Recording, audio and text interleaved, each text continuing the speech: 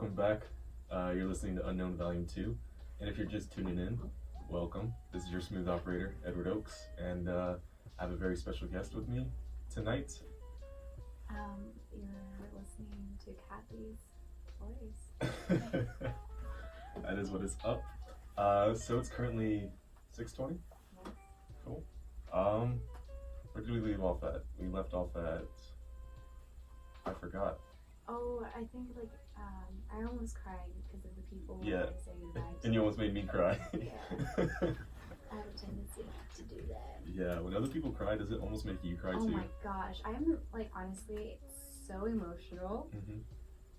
I cry all the time. That's good, that's Yeah. good. I honestly haven't cried in so long. I make myself cry on purpose. Yeah? Yeah. How? I just think sad thoughts. No, but it's good just to let it all out and just cry. Yeah. Yeah. I remember when I used to get whoopings and I used to just cry, but it felt good. It was like a good cry. Yeah. You know what I mean? No, I know exactly what you mean. I actually was crying so much the other night, Sunday, after the what's it called, Super Bowl. Uh-huh. I was just in bed crying. That's funny. Yeah. So I guess do you have any regrets from this trip at all? Anything that you wish you would have done, or did you do everything you set out to do?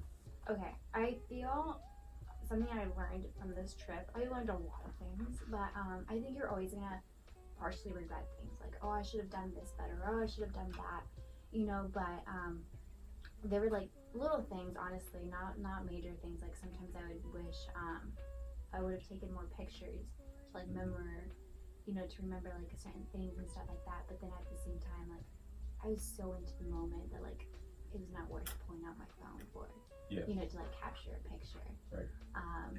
Or just sometimes you're like, oh, I wish I would have traveled a little bit more, but the places I went to absolutely took my breath away. So I feel obviously there's always gonna be a little bit of regret, I should have done more, I should have done this. Yeah. But I wouldn't have changed anything. That's really cool. Yeah. At least you didn't live through your cell phone, you know. No, At least you just experienced it. Yeah. At first, I didn't have service out there. I was just surviving on Wi-Fi, but then I had to get it's called Vodafone. Shout out to. Yeah, Vodafone. Get me connected to the world. But yeah, then I did get a plan just to communicate better with my family. Awesome. So do you have any advice to those who want to go travel abroad? Do it.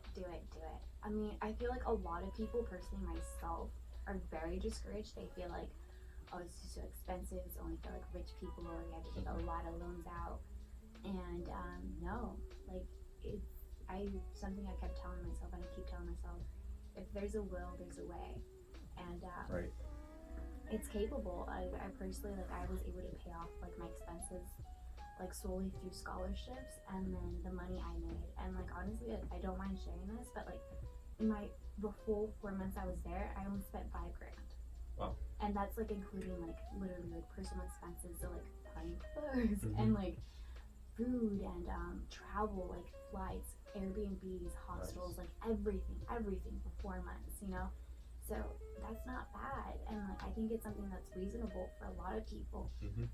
Not a lot of people, but I think majority. Yeah, I mean, as long as you're willing to put in that work, you gotta get those scholarships. Yeah, because I didn't have to pay for any tuition, so I was just well, the only thing I have to pay is to be here, so and something that I learned in if you're tight on money, you can either make more or spend less, and that's what I would do sometimes. I'd be hey, let's go get that gelato, and I'm I'm gonna pass. I'm gonna save those extra $2 for groceries. You're nah, not tonight. I can make my own gelato. Yeah.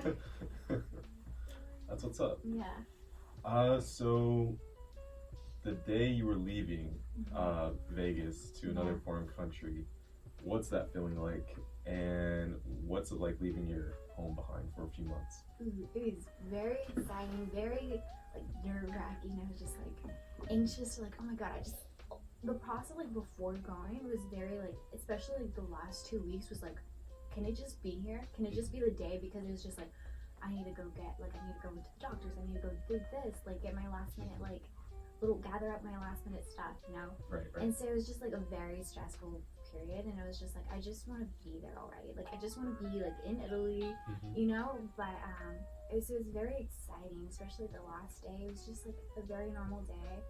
I went to go eat breakfast with my mom, and it was just like, I'm gonna be gone for 1 month, mommy. And she was like, oh, please don't remind me. So yeah.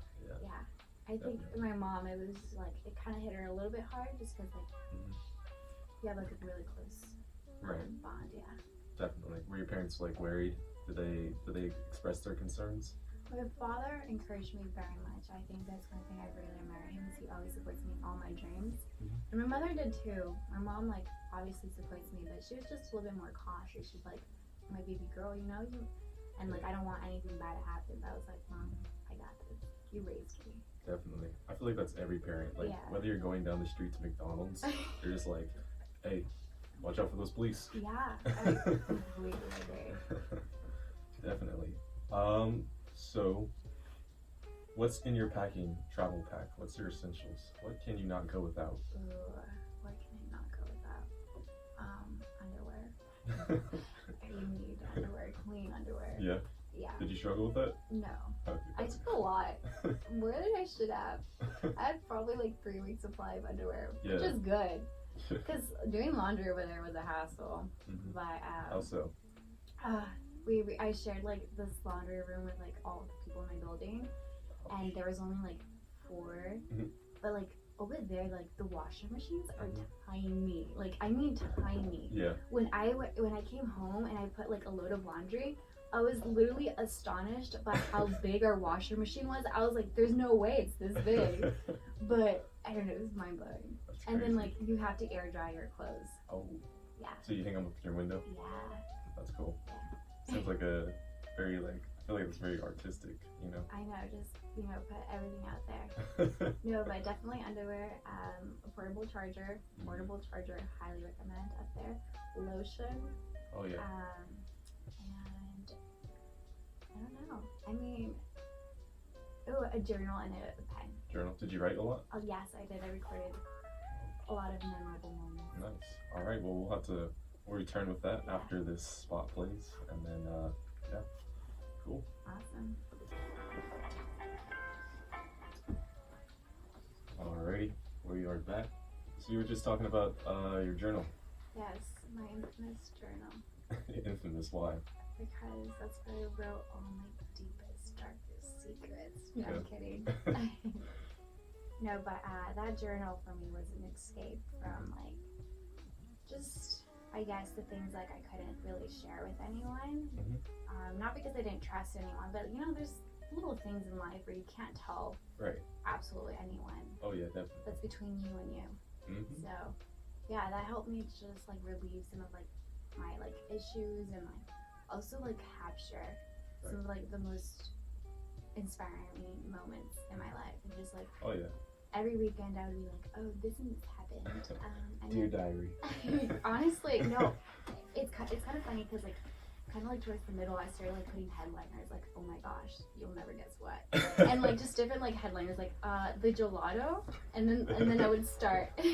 That's awesome. Sounds like a New York Times bestseller. Honestly, it's gonna come out 2020. 2020? I'm kidding. 2020 is the year for a lot of things. Yes. Absolutely. Perfect vision. Exactly, 2020 vision. So, with that being said, writing is very therapeutic, actually. I think it's one of the most therapeutic things you can do. Plus, it helps you remember stuff. Yeah, that was my key thing. I was I wanted to remember these things that my words are gonna capture what I felt in that exact moment. And even now, I still use my journal to capture how I'm feeling and how I've been adjusting, because reverse culture shock is a thing. Yeah. I didn't know it was, and it definitely is. And it's pretty much when you go to a new foreign country, you experience culture shock. So you're just oh my gosh, it's really different. Yeah, yeah. And so when you come back, you pretty much experience the same thing. Yeah. You're just oh my gosh, this is completely different from where I was used to. Right. And so, because you kind of get used to the lifestyle over there. So it's like jet lag. Kinda. But but it hits you in the heart.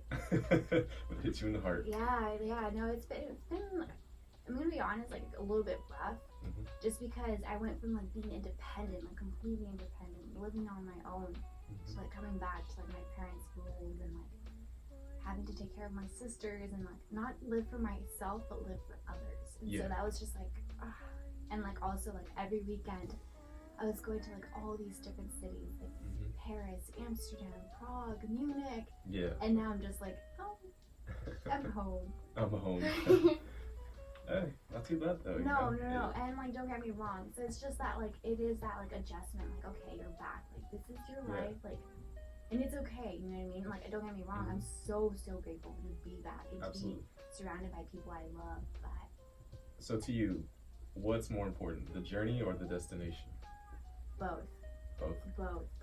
Because I think the journey made me appreciate being there so much more, because that took so much effort to like work for like all my jobs to like save up the money, you know, like writing all these scholarship essays and like preparing like and like packing and like buying stuff for like my trip. So it was definitely like fun, but and then also just being there was just a dream. It sounds like it really does. Yeah.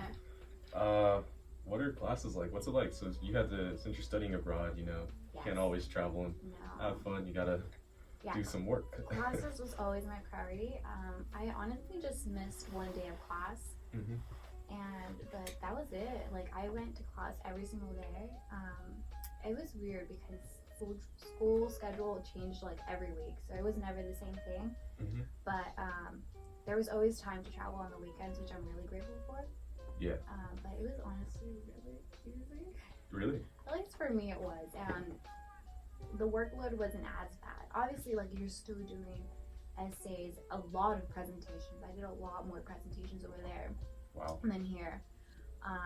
And the teachers know that, you know, you want to travel, you want to explore, so they're not going to be like 50-page essay due tomorrow. Yeah, exactly. Like the most we've had was a 10-page paper, but that was like 3 people doing the 10-page paper. So it was like what, like 3 pages about per person? Wow. Yeah, that sounds amazing. Yeah. Were all the professors, were they foreigners? They were Italian professors teaching in English. Oh, cool. Yeah, I actually had an amazing professor, Marlisa. She absolutely like stole my heart. Like she was so amazing. Like she was so like into her work and just like genuine and just, I don't know, I loved her class. I'm so grateful I was in it. She taught me so much. Yeah, that's amazing. Yeah. So are you, wait, hold on. Yeah. Okay, sorry, I got confused there for a second. No, so what places did you travel to on your adventure through abroad? Like you started in Italy, then you went to I took the first month to like go to a bunch of cities in Italy, especially like Cinque Terre it's like the cliff or like the edge. I went to like make sure that like I hit cities where it's best in the like warm weather. So I went to a lot of like cities within Italy, and then like I started traveling to like, I think my first place that I traveled outside of Italy was Amsterdam. That was for my roommate's birthday. Yeah. Oh wow. Morgan, and we went to Amsterdam. I went to like a total of 8 countries. A total of 8? Yeah. Over the course of how many months? 4 months. 4 months? Yeah. Cool. Summer or? Well, it started off warm, and literally the last weekend before we left, it was snowing. So I was kind of really grateful that I got to experience everything.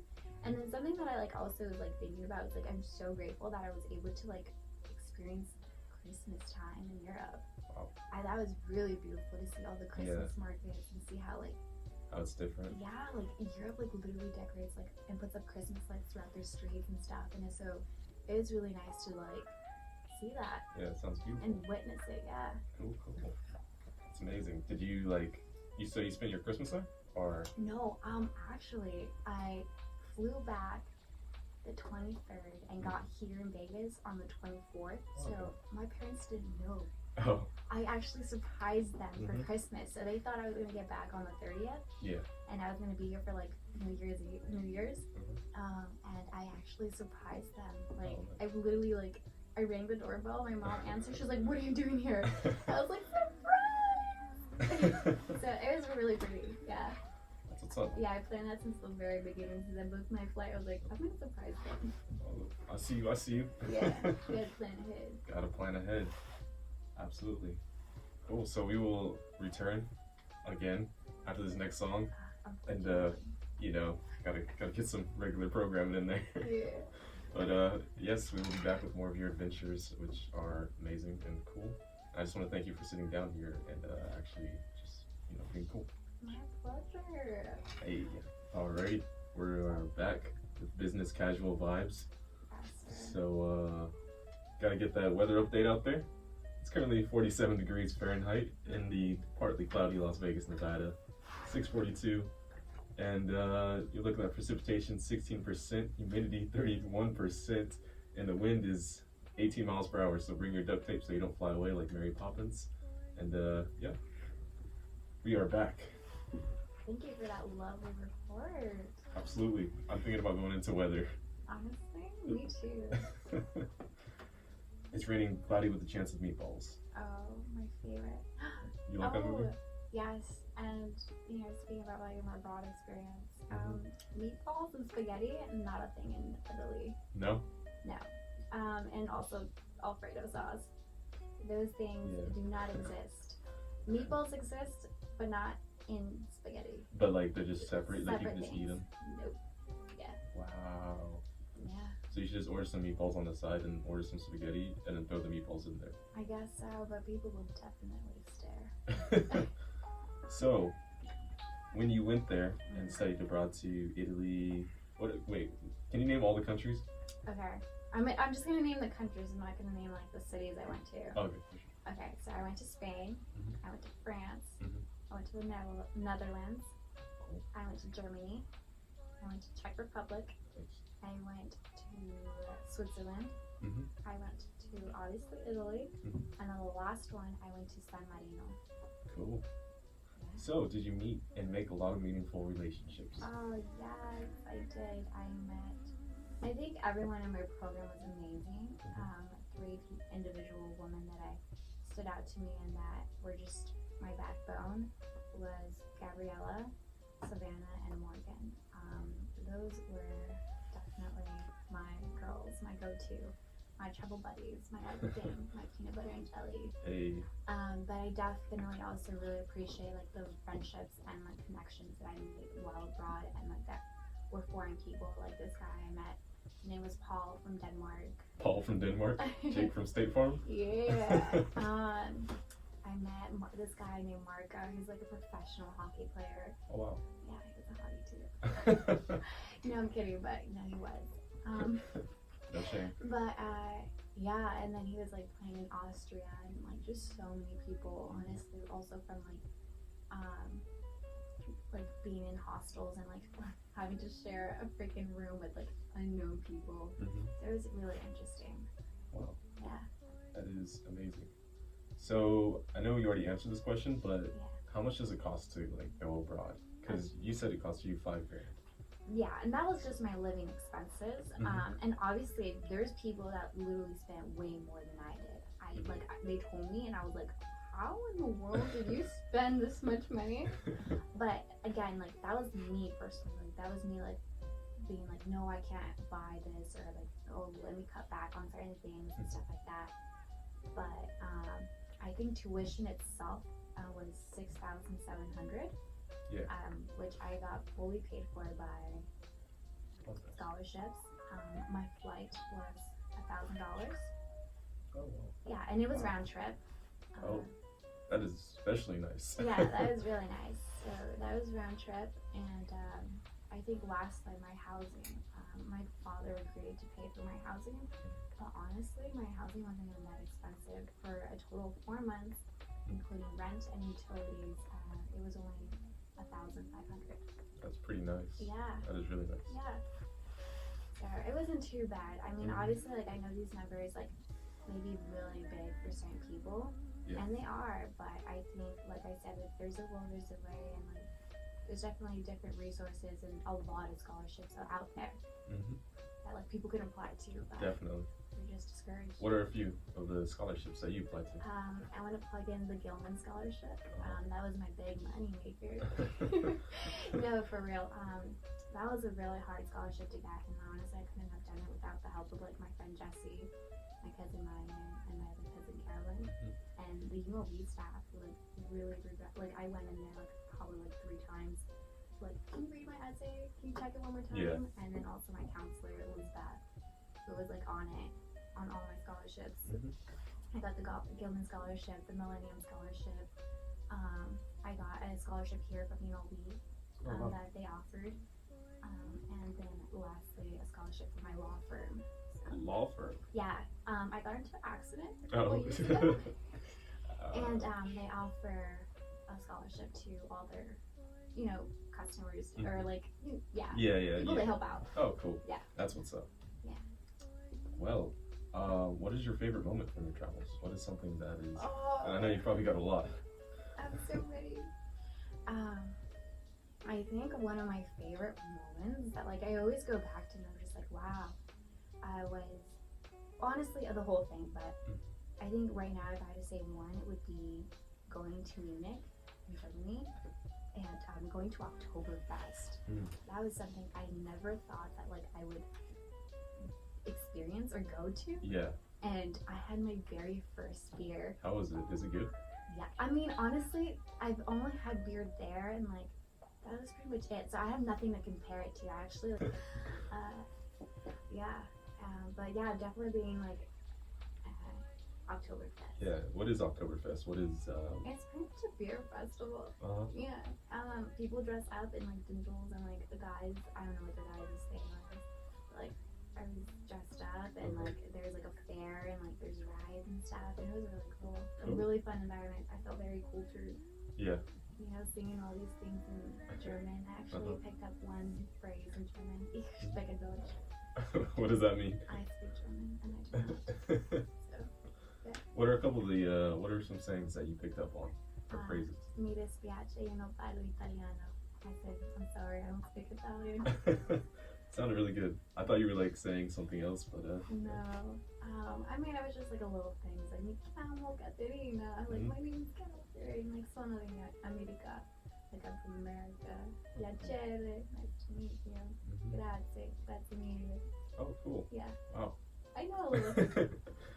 So are you gonna learn how to speak? Well, or which language did you know the most, or like fall in love with the most? I think it was really weird because obviously at first I did not know the language whatsoever. I took like an elementary course to like know the basics and to like get around. And it was weird because like whenever we would travel like different countries, we were like obviously exposed to like different languages. Yeah. And it was so I'm in Italy, I can hear like at least I can hear like Italian. Like I don't know, it was just like kind of like, oh, I'm home. Yeah. Because like I can kind of understand Italian versus like you hear a German like speaking and you're just like, what? You know, you're like, what? You don't even know. Yeah. I feel that. Awesome. Cool. Yeah. Well, that's amazing. And we shall return after Back Then by Atlas Plays, and also Kai Dreams Fireflies. So yes, your journey is very exciting.